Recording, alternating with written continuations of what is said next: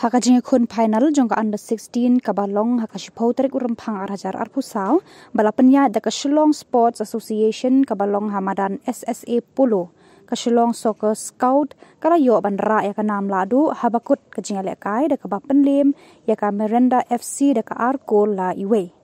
Haka ni ka jinga kun final haka ke last step ka jinga lekai la yo tap ningkong ya ka goal da ka kunhun Shillong Soccer Scout haka minit ka balai pulai lengba u New Bird Sun Singli henry tang hadian ka tuk ani minit ka kunhun Miranda FC kala yo ban pai kala ya ka goal haka minit ka balai pu nyau lengba u meban kit lang maulong.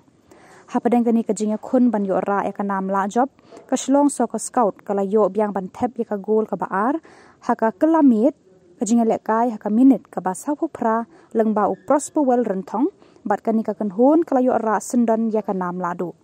lasa meki khusnam haka ni ka sngi do president ka Shillong Sport Association uba Eugene lengdo bat kinangkit kam ka Shillong Sports Association ka Shillong Soccer Scout ka kanhun ka bayo ra ka nam ladu haka ni ka jinga kun kalayo ka song pisa ka ba khatsan Hajar Tyngka rengkat ka trofi kat ba ka kanhun bawan baar ka Miranda FC ka yo ka song pisa ka ba hinyo Hajar san spa Tyngka.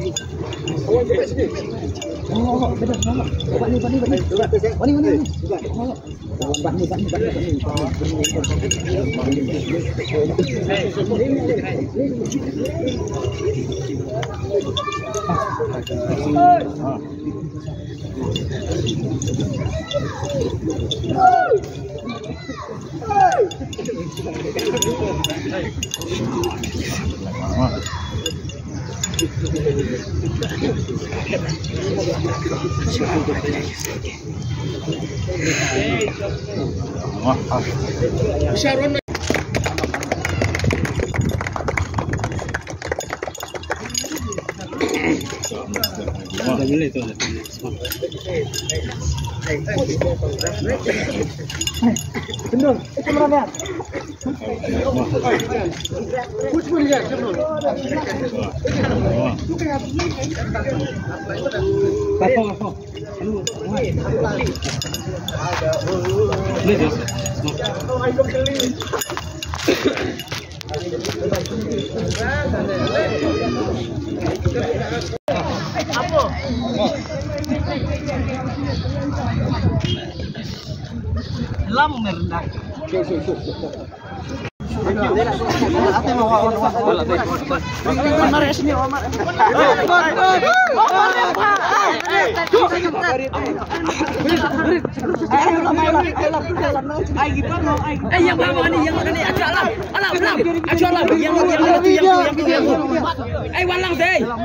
Walang.